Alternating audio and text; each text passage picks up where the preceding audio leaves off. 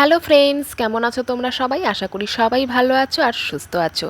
আমি অপর্ণা, আর অপর্ণা ধর ব্লগ চ্যানেলের আরও একটি নতুন ভিডিওতে তোমাদের সবাইকে জানাই অনেক অনেক ওয়েলকাম। তো বন্ধুরা, রেডি হয়ে গেছি। আমি আর বাবান দুজনা মিলেই এখন বেরোবো, যাব হচ্ছে আমার ছেলের বন্ধুর বোনের জন্মদিনে। তোমরা তো জন্মদিনে রেডি হওয়ার ভিডিও দেখেই নিয়েছো, খুব খুব ভালোবাসা দিয়েছো, আমার ভীষণ ভালো লেগেছে। এইভাবেই আমার সঙ্গে থেকো। তো আমি তো রেডি হয়ে গেছি, বাবানও রেডি হয়ে গেছে, এখন শুধু বাকি আছে ওর জুতো পরা। তো ওর জুতো পরা হয়ে গেলেই আমরা দুজনে মিলে বেরিয়ে পড়বো। তোমরা তো বুঝতেই পারছো, ভিডিওটা কিন্তু শীতকালের ভিডিও, অনেক দিন আগের ভিডিও। তো ভিডিওটা আমার একেবারেই মনে ছিল না পোস্ট করার কথা, এডিট করে রেখে দিয়েছিলাম, কিন্তু ভয়েস ওভারটাও দেওয়া হয়নি আর পোস্টও করা হয়নি। তো তাই এখন গ্যালারি ঘাঁটতে গিয়ে ভিডিওটা সামনে আসলো, চোখে পড়লো, তাই এবারে ফাইনালি আমি ভিডিওটা পোস্ট করছি।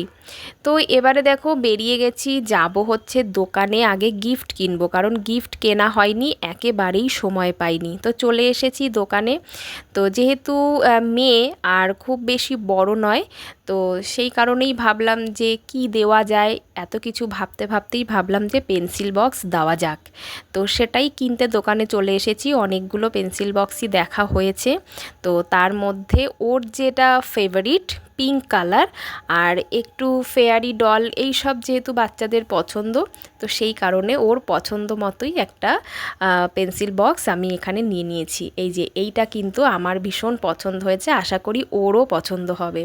তো যাই হোক, গিফট নিয়ে এবারে চললাম, যাব অনেকটাই দূরে, মধ্যমগ্রাম যাব ওদের বাড়িতে। তো যেই সময় বার্থডেটা ছিল সেই সময় কলকাতায় প্রচণ্ড ঠান্ডা ছিল। তো সেই কারণেই দেখো আমি একেবারে দুটো সোয়েটার, চাদর যা ছিল মোটামুটি ভালো করে একেবারে পেঁচিয়ে গুছিয়ে এসেছি। আর বাবানকেও জ্যাকেট আর মাস্ক পরিয়ে দিয়েছি, যাতে নাক মুখ দিয়ে ঠান্ডা হাওয়াটা না ঢোকে, কারণ ট্রেনে করে যাব, রাতের বেলা ফিরবো, সেই কারণে। তো এই যে দমদম থেকে ট্রেন ছেড়ে দিয়েছে, চলেছি মধ্যমগ্রামের উদ্দেশ্যে। তো এই যে আমরা ট্রেনে, আর বাবান কিছুতেই ক্যামেরার সামনে আসতে চায় না, ওকে কতবার বললাম একটু তাকা, ও কিছুতেই তাকাবে না। তো ট্রেনে অল্প স্বল্প ভিড় ছিল, তো সেই কারণে বসার জায়গা পাইনি। তো দাঁড়িয়েই এসেছি গেটের কাছে, যাতে আমাদের নামতে একটু সুবিধা হয়। তবে ট্রেনে আমাকে একটা জিনিস ভীষণ নজর কেড়েছে, এত ঠান্ডার মধ্যে আমরা দুটো তিনটে সোয়েটার যা পেরেছি পেঁচিয়ে এসেছি, কিন্তু ঠিক আমাদের সামনেই সিটে বসা ছিল একজন মহিলা। তো তারা নিশ্চয়ই কোথাও গিয়েছিল, সেখান থেকে ফিরছিল, কিন্তু তাদের শুধু মানে যে ড্রেসটা পরা ছিল সেই ড্রেসটাই, না আছে গায়ে কোনো চাদর, না ছিল কোনো সোয়েটার। তো আমি তো দেখে ভীষণ অবাক হয়ে গেছি যে এই ঠান্ডার মধ্যে কিভাবে উনি এই ট্রেনের মধ্যে বসে আছে, তার মধ্যে ট্রেন চলছে, প্রচণ্ড হাওয়া দিচ্ছে। তো যাই হোক, যার যার ব্যাপার, সেটা সেটা নিয়ে আর কিছু বলছি না। তো যাই হোক, আমরা দেখো পৌঁছে গেছি, আর এত ঠান্ডা এত ঠান্ডা যে আমি পুরো চাদর দিয়ে নাক মুখ পুরো ঢেকে নিয়েছি, যেহেতু আমার কাছে মাস্ক ছিল না। আর রাস্তাঘাট একেবারেই ফাঁকা, সেরকম কোনো লোকজনও নেই। আর এমনিতেও এই জায়গাটা একটু যেন নিরিবিলি টাইপের, বেশ ভালো লাগে। তো ওদের জায়গাটা আমার খুব ভালো লাগে, এর আগেও আমি অনেকবার এসেছি, খুব সুন্দর জায়গা।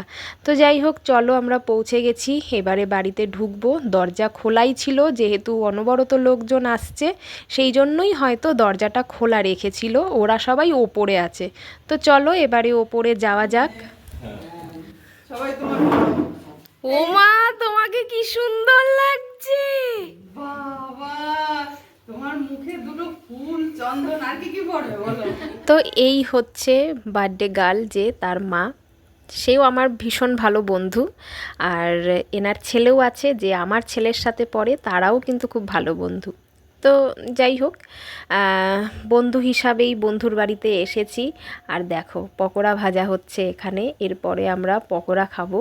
কিন্তু এরা ভীষণ ভালো মানুষ, আমাকে খুব ভালোবাসে, আমার ছেলেকেও খুব ভালোবাসে, সেটা মানে আর বলার মতো নয়। তো সেই কারণেই সব সময় যে কোনো অনুষ্ঠানে ওদের বাড়িতে আমরা যাই, আমাদের বাড়িতে ওরা আসে, সে ছোট হোক বড় হোক, যাই হোক। তো এই যে সমস্ত কিছু রেডি করা হয়েছে, এবারে চলো এগুলোকে নিয়ে নিচে যাওয়া যাক। এই যে মিষ্টি প্লেটে প্লেটে দেওয়া হচ্ছে, কারণ মিষ্টি খাওয়াতে হবে, আশীর্বাদ করা হবে, কেক কাটা হবে, সমস্ত কিছুই একটা একটা করে রেডি হচ্ছে। এবারে এগুলোকে নিয়ে চলে যাব নিচে, নিচেই কিন্তু পুরো অনুষ্ঠানটা হবে আর ওপরে এসে খাওয়া দাওয়াটা হবে। তো এই হচ্ছে সমস্ত কিছু নিয়ে এবারে নিচে যাব। তো চলো আমার সঙ্গে, তোমরাও চলো।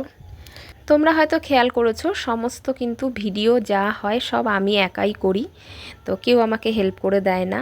আজকে আমি এখন বাবানকে বলেছি, বাবান একটু ক্যামেরাটা করে দাও যাতে আমি এগুলো নিয়ে নিচে যেতে পারি। তো এক হাতে তো সমস্ত কিছু করা সম্ভব নয়, সেই কারণেই। তো নিচে এসে দেখলাম নিচের অবস্থা খুব খারাপ, কারণ বাচ্চারা খেলা করছে, দৌড়োদৌড়ি করছে, কোনো কিছুই মানে ঠিকঠাক জায়গাতে জিনিস নেই। আবার সেগুলোকে ঠিকঠাক করে গুছিয়ে তারপরে এই যে আমাদের বার্থডে গার্ল চলে এসেছে, এইবারে হবে কেক কাটা, কিন্তু তার আগে হবে আশীর্বাদ করা। বড়রা যারা আছে প্রত্যেকেই আশীর্বাদ করবে। তো চলো শুরু করি আশীর্বাদ পর্ব। এই হচ্ছে ওর বাবা। তো ওর বাবা প্রথমে আশীর্বাদ করবে, তারপরে আছে মা, মায়ের পরে কিন্তু আরও একজন খুব বড় অতিথি আছে, খুব বড় একজন যে আশীর্বাদ করবে। সে আর কেউ না, সে হলো আমি নিজে। তো এই ভিডিওটাও কিন্তু বাবান করে দিয়েছে, আর এই ভিডিও করে দেওয়ার জন্যও কিন্তু অনেক রিকোয়েস্ট করতে হয়েছে আমাকে। তো বাবানকে বলেছিলাম গিফটটা বোনের হাতে দিয়ে দে, কিন্তু ও কিছুতেই রাজি নয়। তো বাধ্য হয়ে গিফটটা আমাকেই দিতে হলো, আর ওকে দিয়ে রিকোয়েস্ট করে আমি ভিডিওটা করিয়েছি।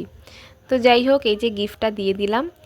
এরপরে একটু কিছুক্ষণ ফটো সেশন চলবে, আর এই হচ্ছে সমস্ত লোক নিমন্ত্রিত সবাই, বাচ্চারা, বড়রা, এবং যার বার্থডে তার দাদা দিদি, মানে মামাতো মাসিতো, মানে এর যারা থাকে আর কি, তারা প্রত্যেকেই এখানে আছে। আর এই হচ্ছে দুটো কেক, একটা চকলেট আর একটা হচ্ছে প্লেন, সেটা আমি ঠিক বলতে পারবো না।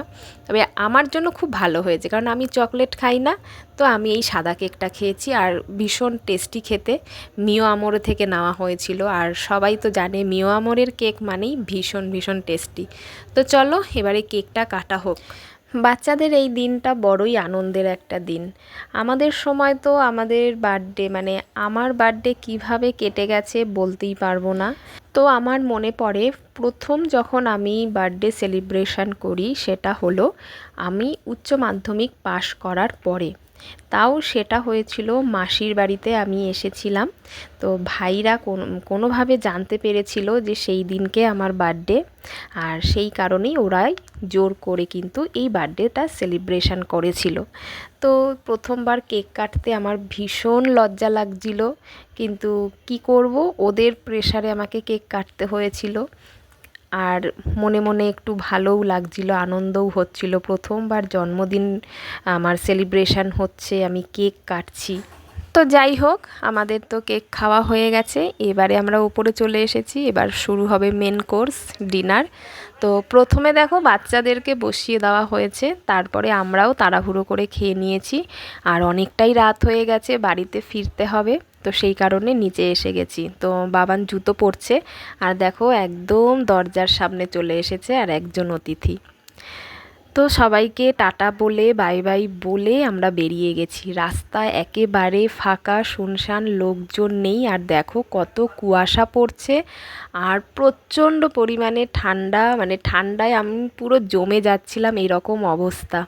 তো ভালোভাবে পুরো নাক মুখ ঢেকে, কান ঢেকে তারপরে আমরা কিন্তু স্টেশনের দিকে যাচ্ছি। আর যতটা তাড়াতাড়ি সম্ভব যাওয়ার চেষ্টা করছি, কারণ অনেকটাই রাত হয়ে গেছে, এরপরে কিন্তু ট্রেন আর পাওয়া যাবে না। মানে আমরা লাস্ট ট্রেনটাই ধরেছিলাম, অনেকটাই রাত হয়ে গেছিলো বাড়িতে আসতে। আর দেখো ট্রেন ঢুকে গেছে প্ল্যাটফর্মে, আমরা দৌড়ে এসে ট্রেনে উঠেছি, একদম শেষের দিকে ট্রেনে উঠেছি। আর একটু হয়তো দেরি হলে আমরা এই ট্রেনটাও মিস করতাম। তো দেখো ঠান্ডায় কাঁপতে কাঁপতে আমরা দমদম চলে এসেছি, আর স্টেশনে কোনো লোক নেই, ট্রেন পুরো ফাঁকা, মানে অনেক রাত হয়ে গেছে, তারপরে আবার ছুটির দিন, তো সেই কারণেই ট্রেন পুরো ফাঁকা, রাস্তাঘাটে লোকজন নেই, প্ল্যাটফর্ম ফাঁকা। তো এবারে বাড়ির দিকে যাব, মানে ঠান্ডায় আর কিচ্ছু ভালো লাগছে না, হাত পা যেন একেবারে ঠান্ডায় কাঁপছে। তো চলো আজকের ভিডিও এখানেই শেষ করছি। সবাই ভালো থেকো, সুস্থ থেকো, দেখা হবে আরও একটি নতুন ভিডিওতে। তো সকলকে টাটা।